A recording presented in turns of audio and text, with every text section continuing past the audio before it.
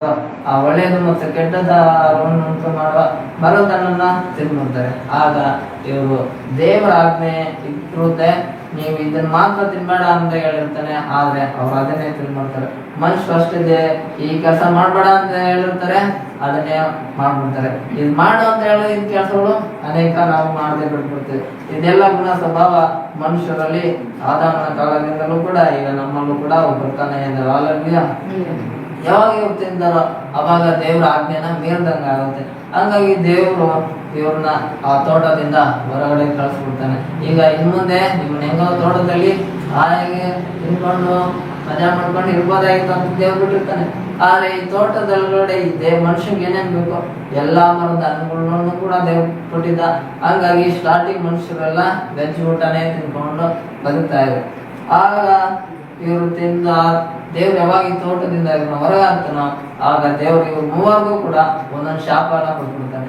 ಆಗ ನಮ್ಗೆ ಮನುಷ್ಯನ ಹತ್ರ ಬಂದ ಹೇಳ್ತಾನೆ, ನೀನು ಈ ಸೈತಾನನ ಮಾತನ್ನ ಕೇಳಿ ನನ್ನ ಮಾತನ್ನ ಮೀರೋದ್ರಿಂದ ನೀನು ದುಡಿಬೇಕು ಇನ್ ಮುಂದೆ, ಅಷ್ಟೇಷ್ಟಲ್ಲ ನೀನು ಸಾಯೋವರೆಗೂ ದುಡಿದೇ ಬದುಕಬೇಕು ಮನುಷ್ಯ ಅಂತ ಹೇಳಿ ಗಂಡ ಮಗನಿಗೆ ಅವನಿಗೆ ಈ ಶಾಪನ ಕೊಟ್ಬಿಡ್ತಾನೆ. ಹಂಗಾಗಿ ನಾವೆಲ್ಲ ಗಂಡ ಮಕ್ಳು ಸಾಯೋವರೆಗೂ ದುಡಿದೇ ಬದುಕ್ತಾ ಇರೋವಂತೆ ಇದು ದೇವ್ರ ಕೊಟ್ಟ ಬಹುಮಾನ ಆಗೋಗ್ಬಿಟ್ಟಿದೆ. ಈಗ ಯಾಕಂದ್ರೆ ಒಂದ್ ಕಾಲದಲ್ಲಿ ಅದು ಶಾಪ ಆಗಿ ಹೋಯ್ತು, ಈಗ ಅದನ್ನೇ ಕಂಟಿನ್ಯೂ ಮಾಡ್ತಾ ಇದೆ.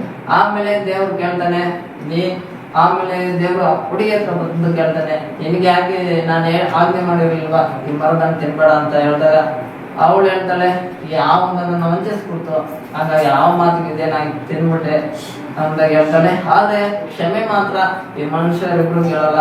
ಆಗ ದೇವರು ಆ ಹುಡುಗಿಗೆ ಶಾಪ ಕೊಡ್ತಾನೆ. ಏನ್ ಶಾಪ ಕೊಡ್ತಾನಂದ್ರೆ, ನಿನ್ ಮಕ್ಕಳು ಇರುವಾಗ ಕಷ್ಟಪಟ್ಟೆ ಇನ್ ಮುಂದೆ ಮಕ್ಳು ಇರ್ಬೇಕು ಎಂಬುದಾಗಿ ದೇವರು ಈ ಶಾಪನ ಎಲ್ಲಾ ಹೆಣ್ಮಕ್ಳಿಗೂ ಕೊಟ್ಬಿಡ್ತಾನೆ.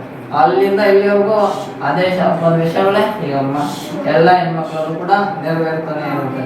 ಅಲ್ಲೂ ಇದೇ ಇಬ್ಬರದಾಗೋಯ್ತು. ಈಗ ಮೂರನೇ ಒಂದು ಯಾರಂದ್ರೆ ಹಾವು ಹತ್ರ ಬಂದು ಸೈತಾನಂಗೆ ಹಾಗೂ ಕೂಡ ಒಂದು ಶಾಪ ಕೊಡ್ತಾನೆ.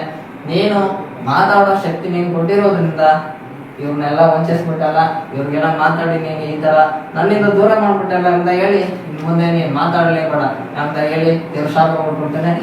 ಅಲ್ಲಿಂದ ಈಗ ಬರ್ತಾ ಇರೋ ಯಾವ ಕೂಡ ಮಾತಾಡಲ್ಲ, ಎಲ್ಲ ಸೈಲೆಂಟ್ ಆಗಿರ್ತದೆ. ಅಲ್ಲಿ ಇದಾಗುತ್ತೆ. ಆಮೇಲೆ ದೇವ್ರು ಇನ್ನೊಂದು ಶಾಪ ಕೊಡ್ತಾನೆ, ನಿನಗಿರೋ ಕಾಲು ಈಗಲೇ ಮಾಯ ಆಗೋಗ್ಲಿ, ಇನ್ ಮುಂದೆ ನೀನು ಹೊಟ್ಟೆಯಿಂದಲೇ ಹರಿದಾಡು ಅಂತ ಹೇಳಿ ಶಾಪ ಕೊಟ್ಬಿಡ್ತಾನೆ. ಹಾಗಾಗಿ ಆಗಿರೋ ಎಲ್ಲ 4 ಕಾಲುಗಳು ಕೂಡ ಮಾಯ ಆಗೋಗುತ್ತೆ ಸಡನ್ ಆಗಿ. ಹಂಗಾಗಿ ಅಲ್ಲಿಂದ ಎಲ್ಲ ಬರ್ತಾರೆ ಎಲ್ಲ ಆಗುಗಳು ಆ ಹೊಟ್ಟೆಯಿಂದನೇ ಹರಿದಾಡ್ತಾ ಇರ್ತಾರೆ. ಅಲ್ಲ ಈ ರೀತಿಯಾಗಿ ಆದಾಗ ಈಗ ಮನುಷ್ಯರು ಹೊರಗಡೆ ಬರ್ತಾಗ ಅವರು ಒಂದಾಗ್ಬಿಟ್ಟು ಅವರಿಗೆ ಮಕ್ಕಳು ಮಕ್ಕಳಾಗಿ ಈಗ ಭೂಮಿಯಲ್ಲಿ ನಾವು ಎಷ್ಟು ಜನ ಬಂದಿದ್ದೀವಿ ಅಂದ್ರೆ 800 ಕೋಟಿ ಜನ ಬಂದಿದ್ದೀವಿ. ಹಾಗಾಗಿ ಈಗ ಭೂಮಿಯ ಜನಸಂಖ್ಯೆ 800 ಕೋಟಿ. ನಮ್ಮ ಭಾರತ ದೇಶದ ಜನಸಂಖ್ಯೆ 140 ಕೋಟಿ ತಲುಪಿದೆ.